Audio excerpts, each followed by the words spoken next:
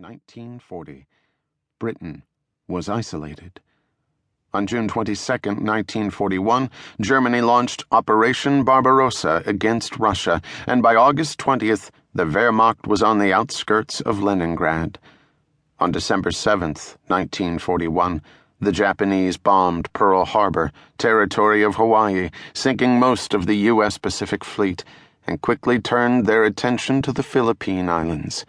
Germany declared war on the United States, and the conflict became the Allies, Britain and the U.S., versus the Axis, Germany, Japan, and Italy. The British bastion in the Far East, Singapore, fell to the Japanese on February 15, 1942, the largest capitulation in British history. And on May 6, 1942, Lieutenant General Jonathan M. Wainwright unconditionally surrendered the Philippines to the Japanese. It was the worst defeat in American history. Although Argentina was neutral, most of the Ejército Argentino, but not all, cheered the Axis triumphs. The Argentine Navy, which had been trained by the Royal Navy, was disheartened. The British had been in Argentina for a long time, in such numbers that they tended to think of it as almost a British colony. The Brits had built and owned the Argentine railway system.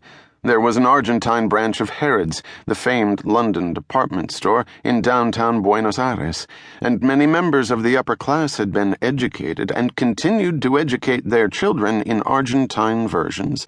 St. Paul's, for example, of British public, actually private, schools. Anglo-Argentines volunteered for service in the British armed forces, as did Germano-Argentines for service to the Third Reich. There were daily English and German-language newspapers in Buenos Aires. The government permitted them to continue publishing, but forbade their reporting of war news. Both the Germans and the British, as in the First World War, turned to Argentina for foodstuffs. This was a very profitable business for Argentina. One of Argentina's neighbors to the north, Brazil, had declared war on the Axis shortly after Pearl Harbor. This was to give the United States air bases in Brazil from which specially equipped B-24 bombers could be used against German submarines.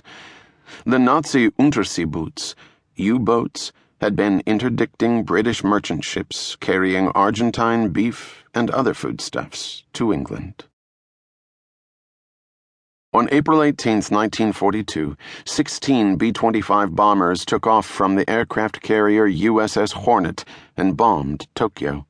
Not much physical damage was done, but the raid destroyed the notion of Japanese invincibility. On November 8, 1942, American forces staged a successful invasion of North Africa, and many historians consider this the turning point of World War II. Certainly, things went slowly but inexorably downhill for the Axis after that date. On November 19, 1942, the Russians at Stalingrad were in a position whereby they could launch a counteroffensive, and did so.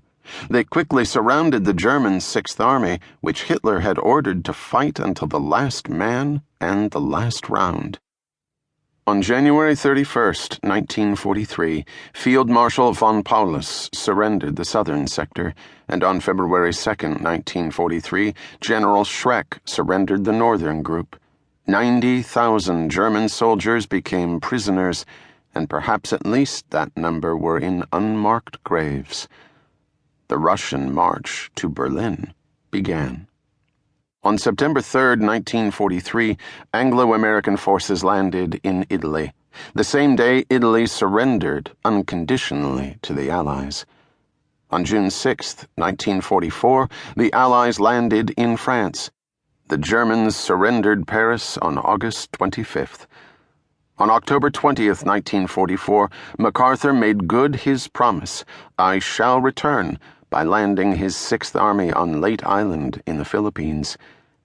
The U.S. and Royal Air Forces began day and night 1,000 bomber raids on the German homeland as Allied forces fought their way to Germany.